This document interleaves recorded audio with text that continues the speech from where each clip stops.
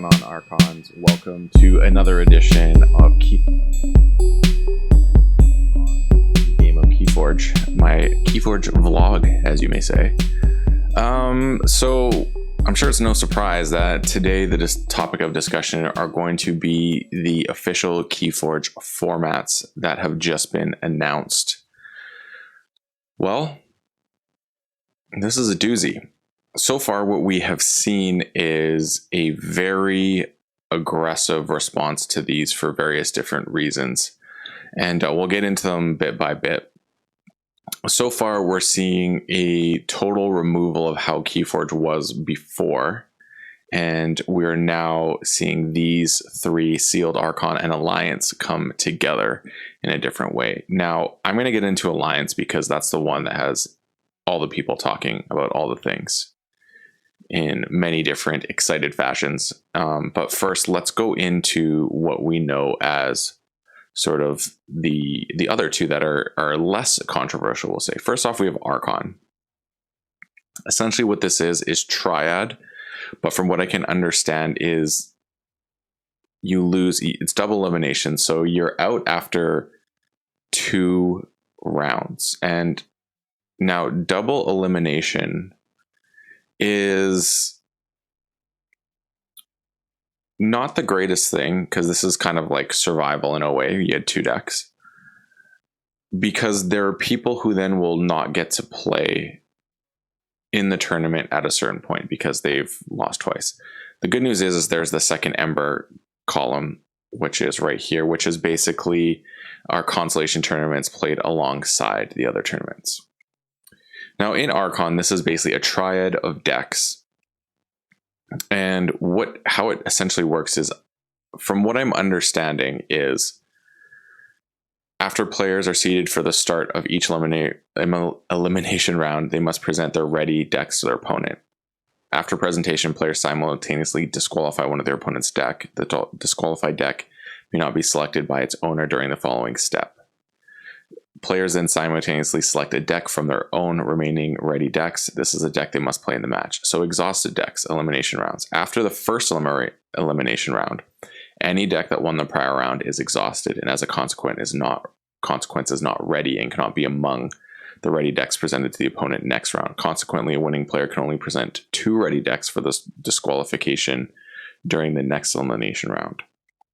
So what that means is that you essentially, the first round, have all 3 in play, and then the rounds subsequent, you only have 2 decks remaining, and you will not get to choose which one you play. So as soon as you head into the tournament, you sit down, you are getting to decide what you're playing, plain and simple. For the most part, your opponent's going to ban 1, but whatever they ban, you have available next round. So that's a good thing.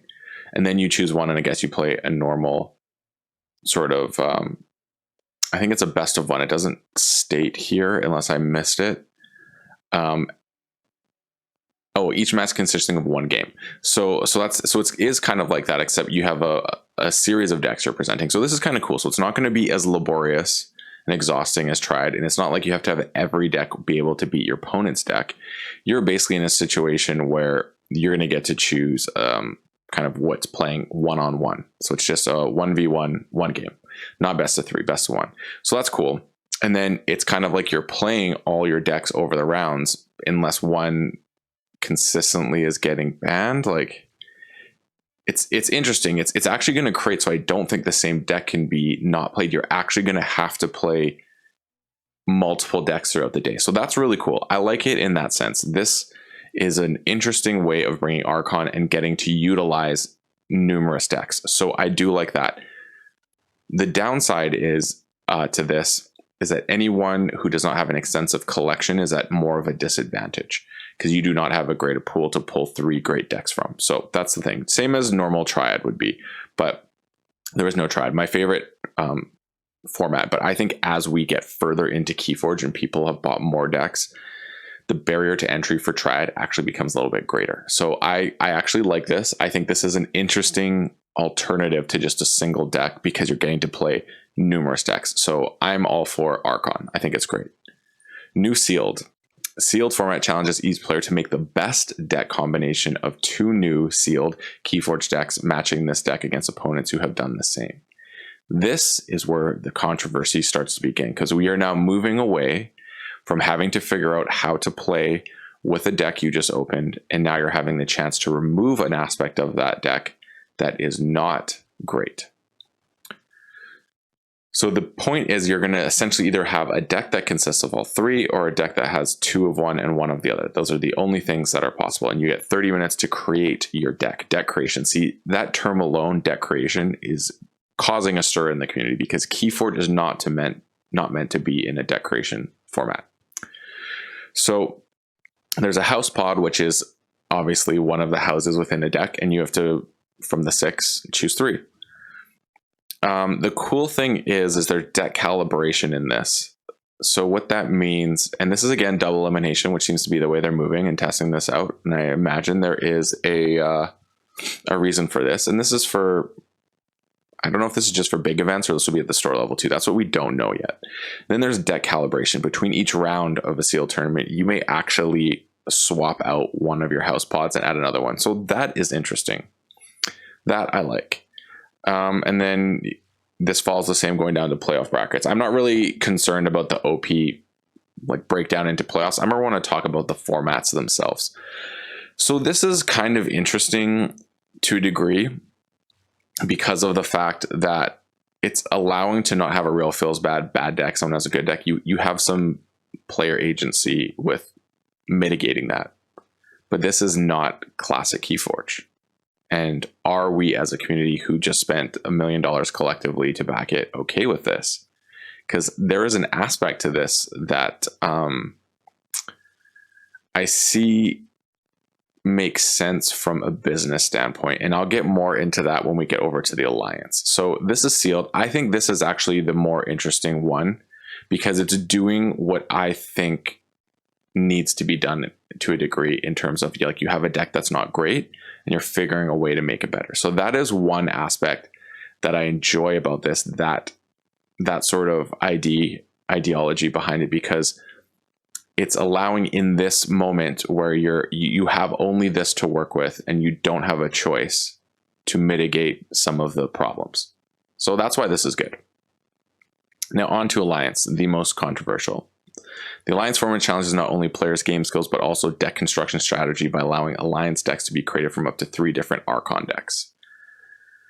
So that is pretty much that. It's exactly the same as sealed, except you have your entire collection to pull from. So far, you're seeing some of the craziest stuff come up in chats, like can win in like turn 3, craziest stuff. I think the original idea behind Alliance was for us to utilize decks in our collection that we don't play because there's 1 or 2 houses that are absolute trash, but one is really good. Now, the problem with Alliance is that people are not playing it based on that format. They're actually playing it on the, what are my best decks? How can I make my best decks even bester decks? I know that's not a word. So that's the way it is. They're just creating these god tier decks that are ridiculous. Now, what's going to come down to play in my eyes is how ridiculous are the games going to be? How fast will the games be as a result? What are the shenanigans? Like, is this something we want to take on? Because you're creating like broken scenarios, essentially. The algorithm has been removed to a degree from the balancing process. Not only this, but you also have the fact that I think RNG is going to matter so great in this set, because whoever can get the draw into that crazy combo they saw that existed by combining 3 different houses wins. And whoever doesn't get there first is not going to, most likely. It's as simple as that. There's no craziness to it. I think there's less strategy in the gameplay and more strategy in the construction. And a lot of people play KeyForge because there is no construction. Now, that being said, this provides a lot of anger to people because people are like, I don't play KeyForge to build decks. That's not what I want.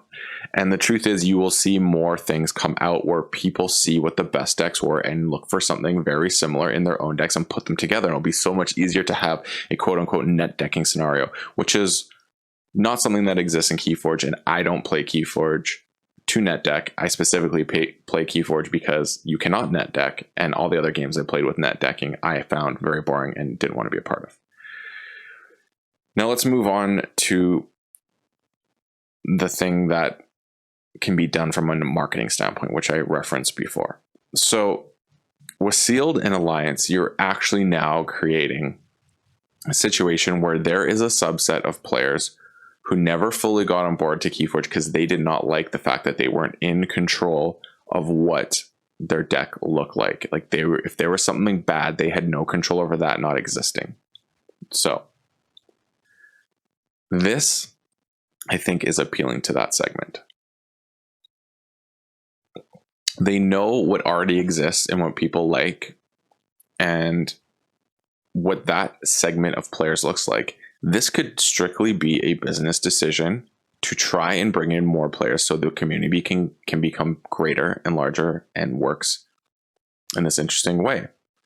Now, I think a cool thing would be if you have simultaneous Alliance, like you never have a tournament that's just Alliance. You actually have Archon and Alliance always playing simultaneously, and then you have two groups of players who can choose to do one or the other, and you're not alienating any one group with only one option that is not desirable to them.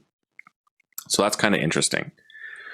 But I think the real reason Alliance existed was to utilize our decks that we don't get to use, because I mentioned before they were not great as a whole, but had an individual component that was just fantastic. And so if there was some way you could control, like I think for online tournaments, online Alliance I think could be really good. For example, you put a SAS cap, like your decks cannot have a SAS greater than this when you're selecting from your pool of decks. And as a result, then you find your best SAS within those. So there's two things that are really bad and maybe one that's pretty good. And then you create it that way. So it's not I want this utilized in a fashion where the decks we are not playing are getting a chance to be played. Right now, this is just your good decks are just becoming better. And as a result, you're playing them more just in a different configuration. That's all it is.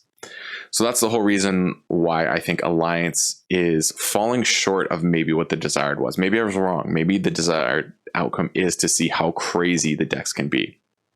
Because I just think that this is not going to fly in the long run, and we're going to see some alterations to it because I think the community as a whole is really angry. Now, if it was a thing where you could use two decks and combine like Sealed is, like you can only use two decks and you combine, that's another thing because you're creating the pool to be smaller. But I don't know how they can put so much more restrictions. Like it's going to be really interesting to see how it works as time goes on. What would be really cool maybe is a best of 3 where you're only allowed to use 2 decks, but you can swap in the way it looks. So you get 2 really good decks that you could kind of play around with in between rounds, like a sideboard sort of idea. I think that would be kind of interesting where it's not just unlimited what you can choose from. But I think Sealed is interesting. But that being said, Sealed, I would almost like to see a Sealed format come like Unchained is. So we're going to have these Unchained decks that have an Unchained display. What if we had a draft display? So this Sealed draft, because that's what essentially that is. Or I guess they call it constructed in Magic, where you get 6 packs and you try and construct a deck from it. So it'd be like a constructed kind of store LGS sort of scenario where you get to play these every week and you choose and then you have it, but these stay together and maybe those become Alliance decks. It's all specific things so that you're only opening halves, but then is that KeyForge anymore? You're just going further away from what KeyForge is. And so a display from what I'm talking about would actually consist of the backs would all look the same.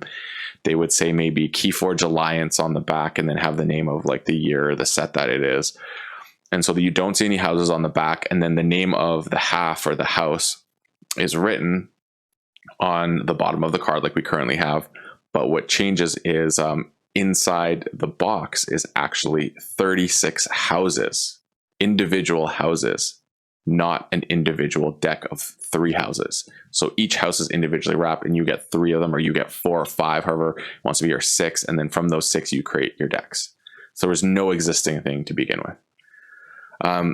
I don't think that's very KeyForge. I think actually what's being done here with the construction is taking KeyForge away from what made KeyForge what it is at the end of the day. This is my hot take.